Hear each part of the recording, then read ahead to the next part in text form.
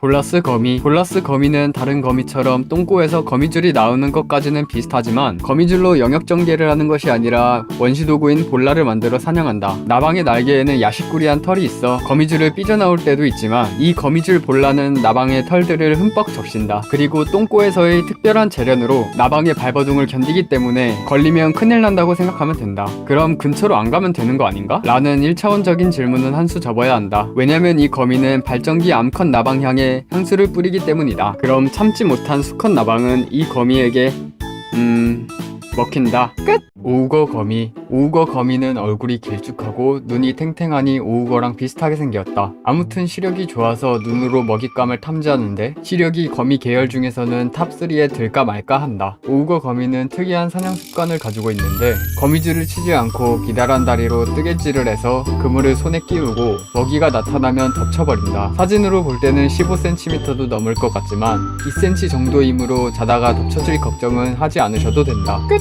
피코거미. 공작거미 속에 속하는 깡충거미과인 이 거미는 호주에서 서식하며 자외선 영역까지 탐지가 가능한 눈을 가지고 있다. 암수 모두 몸 길이가 5mm밖에 안 되는 작은 사이즈인데 이놈들은 특이하게 구애 행동을 한다. 수컷이 복부를 들어올린 다음 팔을 활짝 벌려서 춤을 춘다. 계속 보면 귀여운 면이 있다. 암컷의 경우 수컷이 춤출 때 끈기와 지속적인 어필을 중요하게 생각하기 때문에 우리도 좋아하는 사람이 있으면 끈기와 지속적인 어필을 중점으로 공략해보자. 아, 암컷이 관심 없을 때 수컷이 계속 춤을 추면 잡아먹는다. 끝! 채찌거미. 해리포터에 출연한 무편목에 속하는 절지동물이다. 테일러스 휩 스콜피언이라고도 하며 개통상으로는 거미목과 가장 가깝다. 이름과는 달리 거미가 지니고 있는 실샘과 동리가 없고 손으로 보이는 집게로 먹이를 사냥한다. 물려도 별로 아프진 않다. 첫 쌍의 보행지로 걷고 한 쌍은 더듬이 역할을 한다. 모성애가 강해 새끼들이 다 클 때까지 업어 키운다. 끝! 갯가재. 5에서 8월이 제철이며 새우와 게의 중간 맛이고 구강목에 속하는 갑각류의 총칭이다. 스피어형과 딱밤형이 있는데 딱밤형을 주로 설명하려고 한다. 이 녀석은 손 모양이 권투 글러브를 닮아 상대를 패서 사냥을 하는데 죽음과 인접해지는 게 아닌 깨 부숴서 먹는 게 목적이다. MIT 핵융합 권투학과에 나왔다는 썰이 있으며 깰 수 있는 건 다 깨 부순다. 갯가재의 펀치는 초속 25m이며 너무 빨라 펀치를 날릴 때 플라즈마 충격파도 같이 발생한다. 맞은 대상도 찢어지거나 타격당한 부위가 깔끔히 깨진 게 아니라서 맞아서 뭉개진 것이기에 정말로 아프다고 한다. 성격이 깨끗하지 못해서 천적한테도 선빵을 갈긴다. 폼개. 부채개과의 소형 개이며 호신용으로 말미잘을 들어서 포식자에게 반격하는 습성 때문에 붙은 이름이다. 만한 말미잘을 들고 반격이 될라나 싶지만 독성이 상당한 말미잘을 들고 다니기 때문에 포식자들도 따끔하다고 한다. 방어체계가 말미잘에 상당히 의존하였는데 집게가 걷는 다리보다 작다. 사실상 몸을 지키는 데 쓸 수 없고 대신 매우 섬세하고 다양하게 움직이는 데 쓴다. 양손에 있던 말미잘을 하나 놓친 경우엔 한쪽 말미잘을 둘로 찢어서 각 집게에 반쪽씩 드는데 찢은 말미잘은 며칠이 지나면 알아서 커진다. 매우 드물게 해면이나 산호를 들기도 하는데 말미잘을 못 구해서 일단 아무거나 드는 거라고 한다. 밥은 말미잘을 수중에 흔들어서 찌꺼기가 걸리면 섭취하거나 땅에 떨어진 음식을 주워 먹는다. 밥을 먹을 때도 말미잘을 놓지 않고 발로 밥을 먹는다. 네가 그렇게 싸움을 잘해? 옥상 올라와. 폼폼개의 친구이며 테디베어처럼 온 몸이 털로 덮여있는데 이 종 외에도 테디베어 크랩이라 불리는 종이 많아서 습성에 대해 혼동이 잦다. 끼리끼리 논다더니 폼폼개처럼 말미잘을 집게에 지는 것을 좋아하고 식성도 비슷하다. 야, 엄마가 쌍 놀지 말라고 했지. 크기는 2.5cm 이내이고 안면 일부를 제외한 전신이 털로 덮여있으며 실제 체형은 상당한 멸치지만 털로 덮여있어서 몸짱처럼 보인다. 내가 또 한 싸움 하지. 나 그렇게 생겼잖아. 털로 덮여있어 상당히 귀엽고 이색적이며 가격은 둘째치고 취급하는 곳이 없어서 구하기가 어렵다. 만약 파는 곳이 있다면 말미잘을 쥐고 있는지 꼭 확인해야 한다. 털이 덮여있어서 그런지 폼폼개보다는 활기차 보이지 않은데 딱히 특징이 더 없으니 영상이나 보자. 끝! 딱총이라며.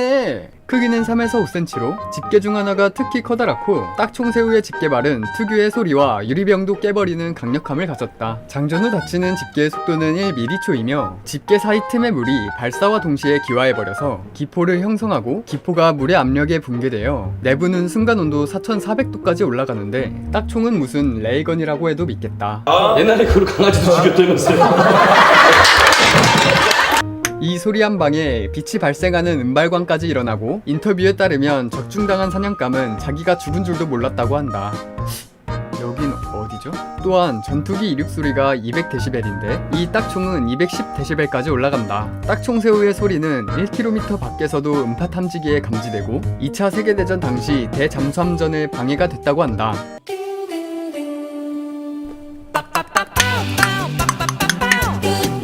끝. 투국에 4억 8천만 년 전부터 지구에 살고 있는 살아있는 화석이며 이름은 개지만 전갈이나 거미와 더 가까운 사이다. 와, 내 베프들 단톡 새로 팠어 임마. 번식기엔 암컷이 모래에 알을 먼저 낳고 수컷이 수정시키는데 이때 일부 수컷은 스리슬쩍 다가와서 남의 알에 수정시킨다. 식재료로 쓰이기도 하며 혈액의 LAL 성분이 과학적으로 유용하기 때문에 묶여서 강제로 체열당한다. 해마다 약 50만 마리가 채집되어 체열당하고 체열 후 사망 추정치는 10에서 30%로 한 번 피를 뽑힐 때 전체 혈액의 30%까지 제거되는데 롯데샌드도 안 주고 바다로 돌려보낸다. 투국에는 물거나 쏘지 않고 뾰족해 보이는 꼬리는 뒤집어진 몸을 바로잡을 때 사용하는데 종종 뒤집어진 채로 죽기도 한다. 의료 목적의 채집보다는 미끼용으로 남획되는 개체가 훨씬 많고 산란지 파괴와 겹쳐 4개 종 중 2개 종은 멸종 위기종이며 나머지 2개 종도 곧 IUCN 적색 목록에 등재될 예정이다. 크릴 작은 새우지만 남극 생태계의 중심이며 대형 동물들이 직접 섭취하기 어려운 작은 조류나 플랑크톤을 먹기 좋은 사이즈로 전환시켜준다. 많은 남극 동물들이 직간접적으로 남극 크릴 무료 급식소에 의존하며 흰 긴 수염고래는 하루에 4에서 6톤의 크릴을 섭취한다. 어이, 눈치 챙겨. 어이? 어이가 없네 개새끼가. 농담입니다. 남극 크릴의 총 바이오매스는 3억 8천만 톤으로 세계 인구의 무게와 비슷하다. 1열 횡대로 정렬하면 지구를 100만 바퀴 돌 수 있으며 무리지어 생활하는데 폭이 20km에 깊이가 100m가 넘는 무리는 우주에서도 관측할 수 있다. 이산화탄소를 흡수하는 식물성 플랑크톤을 먹고 배설하여 빛이 닿지 않는 심해에 탄소를 공급하며 크릴 새우의 대변과 토사물은 고정된 이산화탄소를 심해에 1000년 동안 봉인시킬 수 있다. 현재 진행되는 해양산성화는 탄산염을 함유하는 크릴의 외골격에 치명적이며 개체수와 생존에 상당한 영향을 미친다.